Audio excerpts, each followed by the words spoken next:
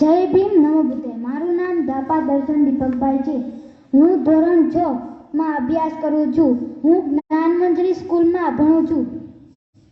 હું આજે તમને બાબા સાહેબ આંબેડકર વિશેના થોડાક વાક્યો કહીશ। બાબા સાહેબ આંબેડકરનો જન્મ 14 એપ્રિલ 1891માં મધ્યપ્રદેશના મહુ ગામમાં થયો હતો। તેના પિતાનું નામ રામજીભાઈ સતપાલ અને તેમની માતાનું નામ ભીમાબાઈ સતપાલ હતું। તે અસ્પૃશ્ય હોવાથી તેમને ઘણા અપમાનો સહન કરવા પડતા હતા। તે ભણવામાં ખૂબ જ તેજસ્વી હતા, તેથી તેમણે ઘણી ડિગ્રીઓ પણ પાસ કરી હતી।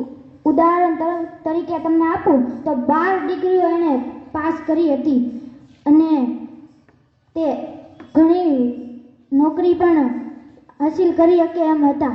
અને આ સ્ત્રીઓની એટલી હાજરી છે તો હું કહું તો સાંભળો કે ન સાંભળો કે આ દેશનું કોઈ વર્ગ બાબા સાહેબ આંબેડકરને યાદ કરે કે ન કરે, પણ આ દેશની સ્ત્રી શક્તિને તો યાદ કરવા જ પડે, કારણ કે દૂધ પીતી કરી નાખતા, બાળ લગ્ન હતા, પિતાની મિલકતમાં દીકરીનો કોઈ હક નહીં, અને એટલું જ નહીં, મતદાનનો પણ અધિકાર નહીં। ત્યાંથી બહાર કાઢ્યા બાબા સાહેબ આંબેડકરે।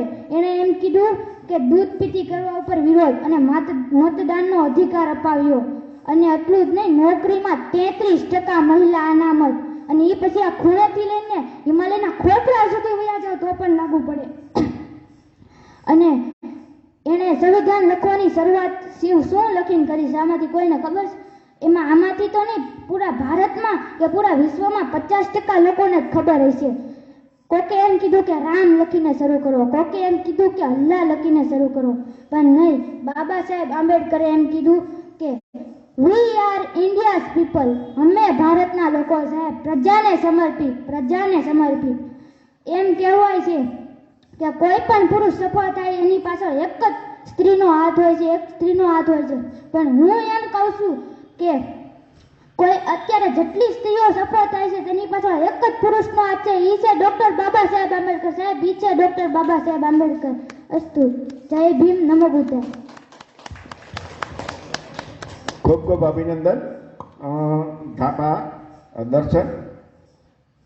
એમણે કીધું ને કે ભાઈ કોઈ પણ પુરુષ હોય તો એ આગળ વધે તો એની પાછળ એક મહિલાનો હાથ હોય છે, પરંતુ ભારતની કરોડો સ્ત્રી એટલે કે બધી જેટલી મહિલાઓ છે એ બધી મહિલાઓને જો કોઈ હક અને અધિકાર અપાવ્યા હોય તો એ ડૉક્ટર બાબા સાહેબ આંબેડકર। એમાં પછાત વર્ગની, બ્રાહ્મણની, ક્ષત્રિય, વાણિયા બધાની આવી જાય। બધી મહિલાઓને કોઈ અધિકાર નહોતો, તો એ અધિકારની પણ અમે દર્શને વાત કરીને તો એ ડૉક્ટર બાબા સાહેબ આંબેડકરે અધિકાર આપ્યા, ભારતનું બંધારણ એમને લખ્યું અને એમાં આ બધા હક અને અધિકાર આપણને આપ્યા, મતનો અધિકાર આપ્યો। એમણે જે મતના અધિકારની વાત કરીને એ હું તમને કહી દઉં કે આઝાદી પહેલા આપણને મત આપવાનો હક નહોતો, તો જે રાજા થાય, બરોબર?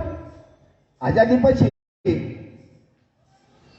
મત આપી આપણે નક્કી કરીએ કે આપણો રાજા કોણ, બરોબર?